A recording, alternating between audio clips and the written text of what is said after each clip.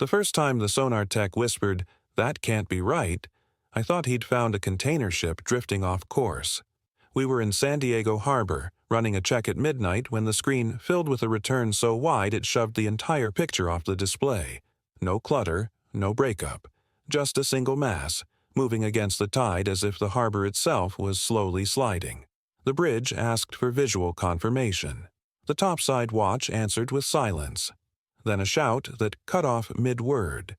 Floodlights raked the fog, and something rose where there should have been open water, a curved back, plated like rock, pushing up between hulls. The radio lit up with overlapping call signs. Someone ordered all small craft to pull back.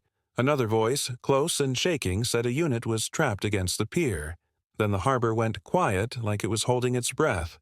This channel documents frontline accounts like this one. Subscribe for future reports. In 2001, our ship was assigned to routine harbor security operations out of San Diego. Patrol patterns, identification checks, and coordination drills with Port Authority and base security. Nothing exotic. The night shift was usually paperwork and slow circles on dark water, with the city lights reflecting off low fog. Our chain of command emphasized readiness after a string of regional alerts, so we ran extra sensor calibrations and kept radio discipline tight. I was part of the watch team supporting the Combat Information Center, logging contacts and relaying updates to the bridge. We tracked the normal noise. Tugboats, ferries, commercial traffic, and the occasional uncooperative civilian craft. The mission was simple. Maintain the security perimeter, verify contacts, and report anything that didn't match the schedule. That was the official picture. The unofficial truth was that everyone was tired, and no one expected the harbor itself to become a contact. The first anomaly didn't look like a monster. It looked like bad data. The sonar return held steady for 3 sweeps, then slipped 10 degrees off bearing without any corresponding change in speed. No wake on surface radar, no AIS signature, no expected traffic in that lane. I logged it as an unknown contact and called it up to the supervisor in CIC. He leaned over my shoulder, watched the trace for a full minute, and told me to run the calibration check again. Same way you'd treat a bad instrument before you treated it like a threat. We cycled power, confirmed gain settings, cross-checked with the secondary console. The return didn't disappear. It got cleaner. The contact was too large for a submarine in the harbor approaches and too coherent to be debris. It filled the screen in a way that made our normal tracks look like dust. The tech beside me muttered that the echo was stacking, like the machine couldn't decide how to draw it. My supervisor snapped him quiet and ordered a second set of eyes. The combat systems officer of the watch came down to CIC in a jacket over his uniform, half awake, and asked a question no one wanted to answer. Is this inside the security perimeter? I re-ran the range. It wasn't just inside. It was moving deeper. On the bridge, they adjusted our course to keep the contact off our starboard side and requested confirmation from Port Control. Port Control had nothing scheduled that matched the bearing. No dredging operations, no barges, no tugs. Base security checked their own lists and came back with the same answer. Nothing moving there. We tried to classify it the way we classify everything. If it had a pattern, it could be managed. We ran passive listening. The ocean should have been full of low-frequency noise. Engines, propellers, harbor machinery. What came back was irregular and heavy, like something displacing water in pulses rather than cutting through it. Not a screw, not a pump. More like slow pressure changes, almost a heartbeat if you had the imagination for it. I didn't say that out loud. I didn't want that thought in the room. The bridge requested a topside check. The watchstander went out into the fog with a handheld thermal and a radio. His first call came back flat and professional. Visibility low, surface calm, no visual contact. A minute later, he came back again, voice tighter. He said the water looked wrong, where the contact should be, like a broad patch of harbor that wasn't reflecting the lights the same way. The officer of the deck asked him to clarify. The watchstander started to answer, then stopped. There was a pause long enough that someone in CIC turned to stare at the speaker as if it might explain itself.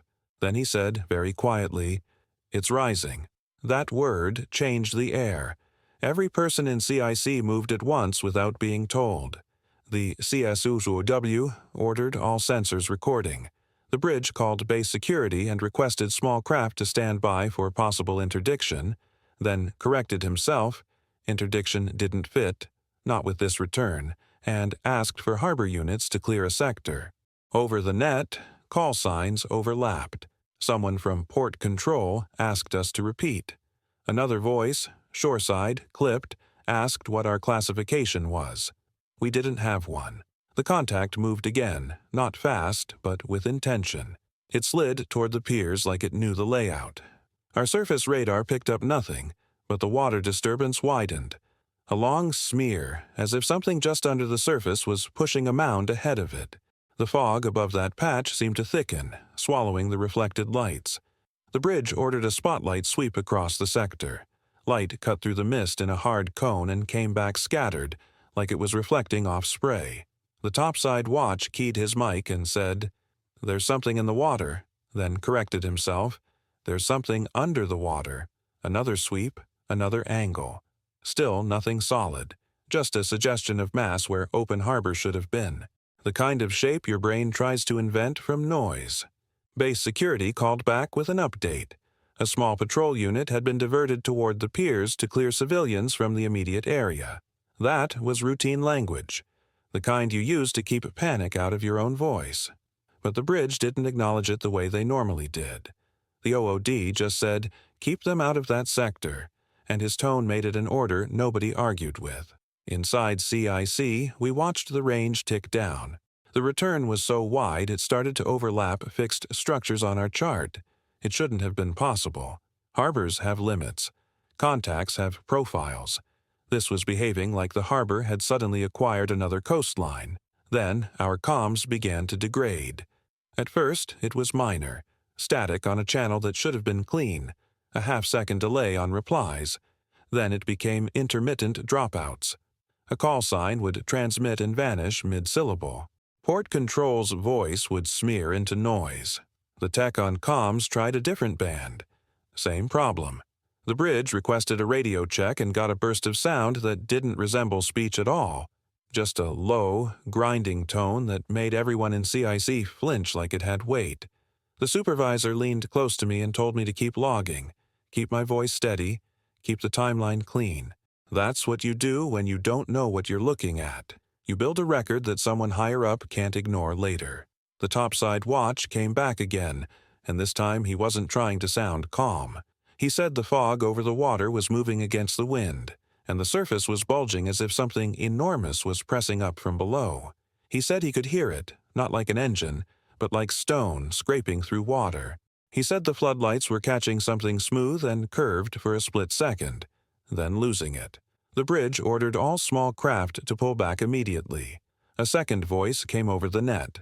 Shoreside strained, reporting a unit near the pier had lost propulsion and was drifting. The transmission cut out, returned, cut out again. All we caught was "too close," and then nothing. The last clean thing my console showed before everything changed was the contact's outline sharpening into a shape that no calibration error could explain, and the range dropping to a number that meant it was no longer approaching. It was already there. The bridge ordered general quarters, but it didn't come with the usual rhythm. It came clipped, like they were trying not to wake the wrong thing. In CIC, the lights dimmed and the room tightened. Everyone locked into their station, everyone waiting for the moment the contact stopped being a trace and became a fact. The first visual confirmation wasn't a clean sighting. It was negative space. The spotlight swept the sector again, and the beam didn't just fade into fog. It hit something and broke into a hard, uneven reflection, like light off wet stone. The topside watch shouted bearing and range, voice cracking on the numbers. A second later he said, "Surface disturbance expanding. Stand by." And then the mic filled with breathing. Too close, too fast. On my display, the return climbed. Not in range, in depth. The contact rose through the layers like a mountain pushing up through water. The outline sharpened until it stopped being large and became impossible. A broad arc, ridged along the spine, with mass that didn't match any vessel profile. No screw noise, no cavitation. Just pressure and displacement, steady and deliberate. Then the harbor itself moved. A rolling swell pushed outward from the sector and slapped against nearby hulls. Our ship answered with a slow, heavy lift. Over the internal net, someone topside yelled that lines on the pier were snapping. Another voice, shoreside, called out that the patrol unit near the pier was pinned, unable to maneuver. The transmission fractured, came back, fractured again. Unit, pier, can't reverse. Something under us. The floodlights caught it fully for the first time. It wasn't a fin or a wake. It was a back, plated in segments, rising high enough that water poured off it in sheets. The creature didn't surge like an animal. It stood up, as if the harbor floor had decided to breathe. The head came last, huge, blunt, forward-leaning, turning in a slow arc that felt deliberate, searching. When the beam hit the face, the eyes didn't glow. They just returned the light with a dull, wet reflection that made it clear it was looking back. The bridge demanded distance. Engines increased. The ship vibrated under my boots. And then the patrol unit's radio came through one final time, clear enough to understand. Contact is alongside. It's a pause. It's lifting us. The line cut. On the surface plot, their symbol froze against the pier. In the spotlight's edge, something small shifted upward, swallowed by spray and fog. No one in CIC spoke. We just recorded it, because that was the only order that still made sense. By the time the fog swallowed the sector again, the harbor sounded wrong. Too empty, like every engine and every gull had decided to stay quiet. The bridge kept us moving, slow and steady, maintaining separation while base security pushed orders to clear piers and lock down access roads, and the pier lights dimmed twice. We never saw the patrol unit come back down. Their last known position stayed pinned on our plot, a dead marker against the pier. A rescue boat tried to push in and immediately lost comms. Another unit reported their compass spinning and their engine gauges reading nonsense. Command called it a navigation fault, but no one in CIC believed that. We watched the sonar mass settle, then drift, as if it had finished what it came to do. At Aero 310, we received the order to secure all recordings and switch to a restricted circuit. The CSO GCW collected our logs by hand. He didn't ask questions, he just told us to write timelines, stick to what we personally observed, and leave interpretations out. A medical team met us before sunrise and pulled the topside watch aside first. He was shaking so hard he couldn't hold a pen. The official report later described unidentified underwater contact, probable instrument anomaly, localized communications interference. It listed the missing unit as a training accident, presumed sunk. No mention of a plated back. No mention of a head turning toward the lights. 2 days later, an officer I'd never met walked into CIC and reminded us that operational security wasn't optional. No interviews, no calls home about the incident, no personal notes retained. I complied. But every time I hear harbor foghorns, I remember the way that mass rose through the water. Calm, heavy, certain, and how quickly a Navy channel can go silent. A week later, our rotation ended and the harbor returned to normal traffic, as if nothing had happened. The pier, where the patrol unit vanished, was repainted and relit. The gaps in the logs were treated like clerical errors. When I asked about the sonar recordings, I was told they'd been forwarded for analysis and wouldn't be coming back down to the deck level. Before we shipped out, the CSOW pulled me aside and said one sentence I still can't forget. If it wanted the whole harbor, it could have taken it. Then he walked away.